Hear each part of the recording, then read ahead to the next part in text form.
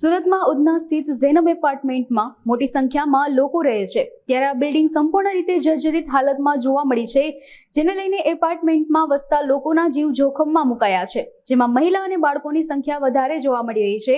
આ અંગે મહાનગરપાલિકા દ્વારા નોટિસ અપાઈ હોવા છતાં ઘર ખાલી કરવામાં આવ્યા નથી, ત્યારે આસપાસ રહેતા લોકો દ્વારા આ ઘર ખાલી કરાવીને લોકોને રહેવા માટે અન્ય સ્થાને વ્યવસ્થા કરી દેવા માંગ કરવામાં આવી છે, તેમજ અન્ય કોઈ દુર્ઘટના ન બને તે માટે તંત્ર દ્વારા યોગ્ય પગલાં લેવા માંગ કરાઈ છે।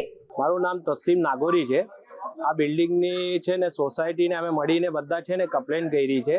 આ બિલ્ડિંગ આખી જર્જરિત થઈ ગઈ છે, 35 થી 40 વર્ષ થઈ ગયા છે ને એમાં બધા ભાડૂતો રહે છે, તો એ લોકોને ખાલી કરવાનું બી એસએમસી કીધું છે, પણ એ ખાલી નહીં કરતા।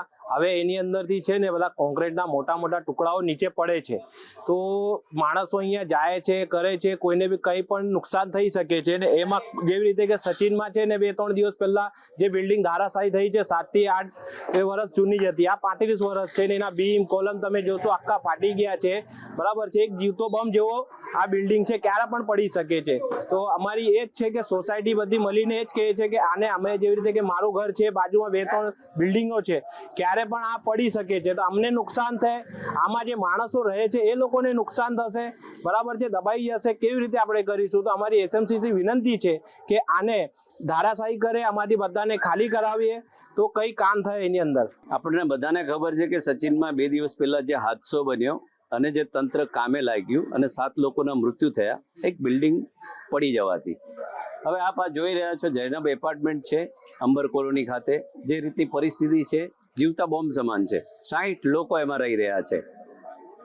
મહાનગરપાલિકાએ નોટિસ આપેલી તેમ છતાં પણ લોકો રહી રહ્યા છે। આ બિલ્ડિંગને જલ્દીમાં જલ્દી સીલ કરવામાં આવે અને જે પણ લોકો રહી રહ્યા છે તેવા લોકોને શેલ્ટરમાં જગ્યા આપવામાં આવે કે જ્યાં સુધી એમને એમના મકાન કે રૂમ ના મળે ત્યાં સુધી 5-15 થી મહિનો ત્યાં કને નિઃશુલ્ક એમને રાખવામાં આવે, કેમ કે 50 થી 60 લોકો રહેવાવાળા લોકો પણ પોતાના જીવને કેટલું જોખમ છે એ સમજતા નથી। તમારી જિંદગીથી વધારે કશું નથી, અહીંયા પડોશીઓ પણ પરેશાન છે કે આવો કોઈ હાદસો બને તો આપણે હેરાન થઈ જઈએ, એના કરતાં સ્વૈચ્છિક એમણે ખાલી કરીને પોતાના મકાન બીજી જગ્યાએ શોધી લેવા જોઈએ। મહાનગરપાલિકાની ટીમ માત્ર નોટિસ આપીને સંતોષ પામે છે, પરંતુ એમને કડક કાર્યવાહી કરવી પડશે, નહીં કરે તો મોટો હાદસો થવાની બિલકુલ સંભાવનાઓ દેખાઈ રહી છે અને હાદસો થયા પછી જો એનો કોઈ મતલબ નથી, એના કરતાં પહેલા આપણે જીવ બચે તો એ કામ આપણે બધાએ કરવું જોઈએ।